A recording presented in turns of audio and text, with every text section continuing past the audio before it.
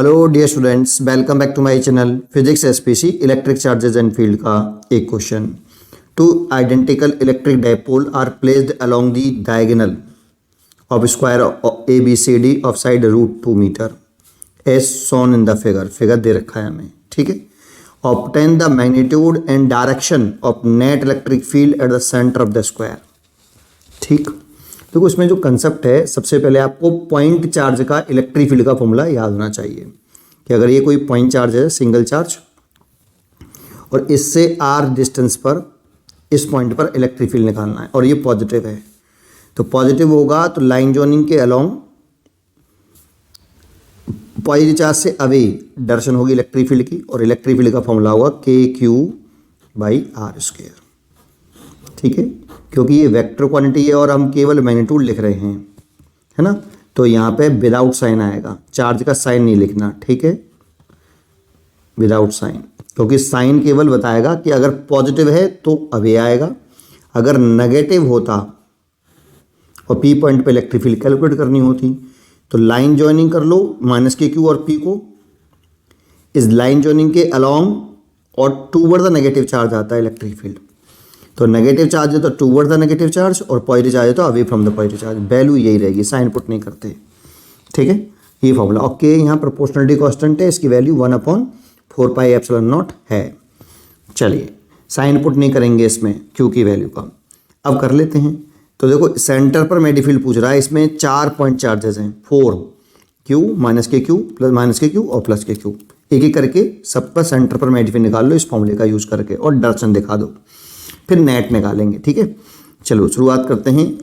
Electric field at centre O E1 due to लिख लेते हैं +KQ at O at A, ठीक है। इसकी वजह से इस वाले पॉइंट पर इलेक्ट्रिक फील्ड निकाल लेते हैं KQ/। अब ये सेपरेशन चाहिए होगी, ये वाली यहाँ से यहाँ तक, तो लेट कर लेता हूँ भी R, लेट की है, ठीक है, निकालनी पड़ेगी भी R, तो R का स्क्वायर, ठीक है।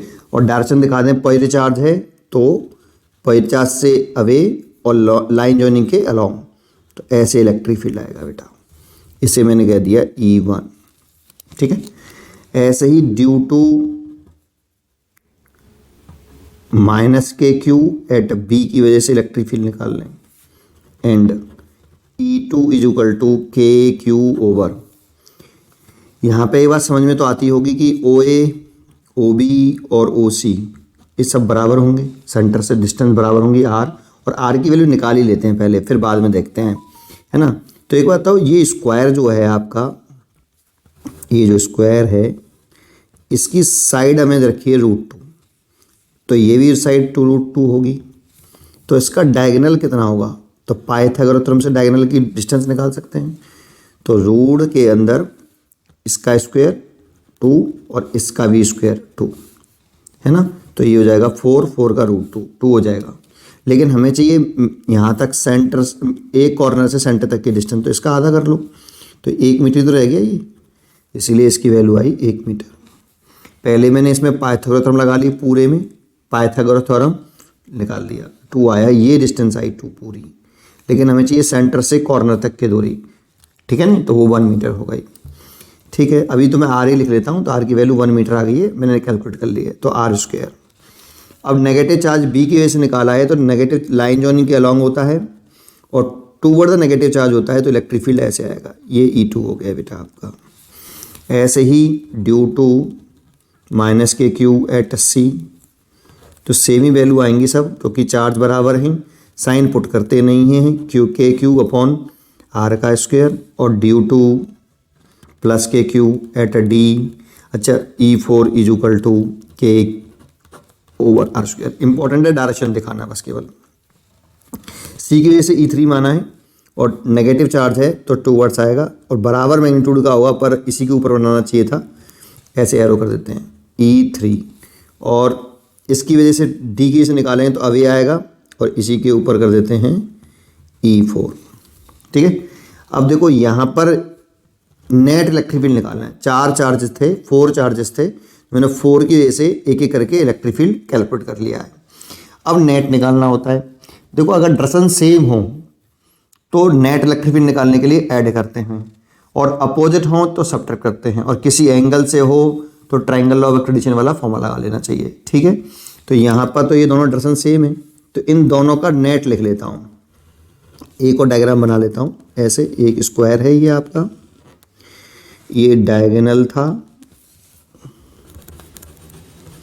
ये सेंटर पर, इन दोनों को जब मैं ऐड कर लूँगा तो डायरेक्शन इधर है तो नेट इनका निकालूंगा तो इधर ही आएगा, और इसे ई डैश मान लेता हूँ कि ये वाली वैल्यू ई डैश है। और कितनी है, देखो सब वैल्यू बराबर हैं, E1 E2 E3 और E4 सब बराबर है। तो E1 और E4 और E2 को जोड़ेंगे, ऐड करेंगे तो इक्वल होने की वजह से कुछ भी लिख लो, जैसे मैंने लिख दिया 2E1। भाई दोनों को ऐड करेंगे, ई डैश जो आएगा वो आएगा E2 प्लस E4, और E2 की वैल्यू भी E1 है और E4 की वैल्यू भी E1 है, तो 2E1 लिख दिया मैंने उसको। ठीक है, अच्छा ऐसे ही सिमिलरली इन दोनों को ऐड कर लो, इन दोनों की डायरेक्शन सेम है, तो ई डबल डैश जो आएगा नेट इलेक्ट्रिक फील्ड में ये E1 प्लस E3 आएगा। तो E1 और प्लस E1, E3 की जगह पे भी मैंने E1 लिख दिया है, दैट मीन्स 2E1। ठीक है, तो ये नेट इलेक्ट्रिक फील्ड ऐसे आ जाएगा, ई डबल डैश कितना 2E1।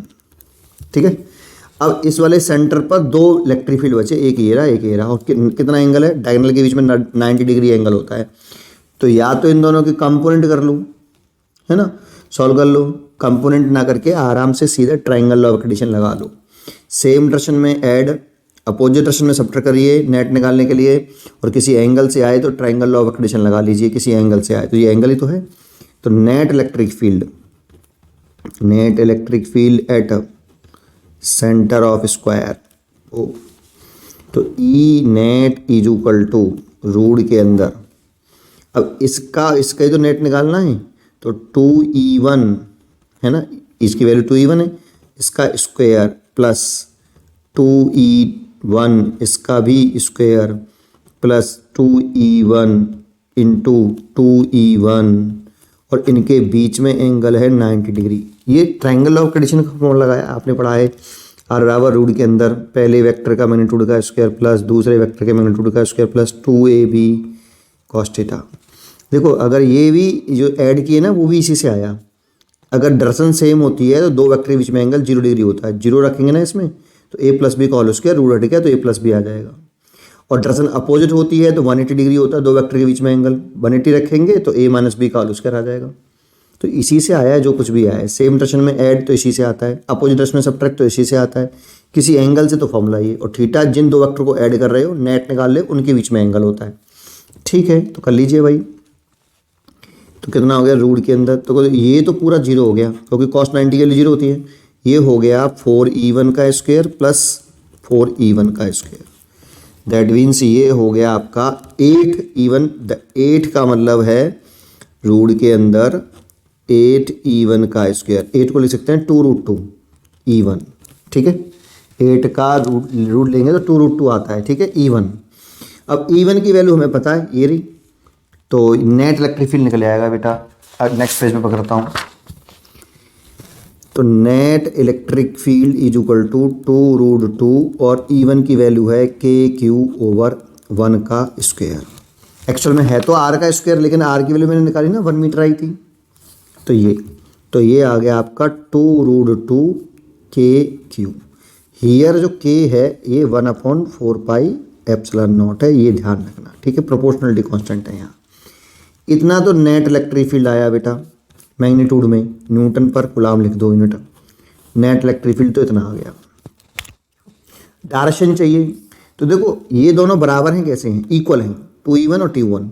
अगर इक्वल हों तो रिजल्टेंट जो होता है वो उन दोनों वेक्टर के बीच में जो एंगल है उसके बाइसेक्टर से जाता है। अगर इक्वल हों तो भाई तो 90 डिग्री है, इसके 90 डिग्री से बाइसेक्टर से जाएगा, दैट मीन्स ऐसे जाएगा net electric field E net. इससे कितना एंगल बनाते हुए 45, तो इससे भी 45। अगर इक्वल हो तब ऐसा कर सकते हैं। ठीक है, चलिए तो यहाँ लिख दें, डायरेक्शन भी लिख देते हैं। So net direction E net along 45 degree किससे, from E1 dash and E2 dash. देखो ई डैश लिखा है, ई dash and E double dash, ठीक है।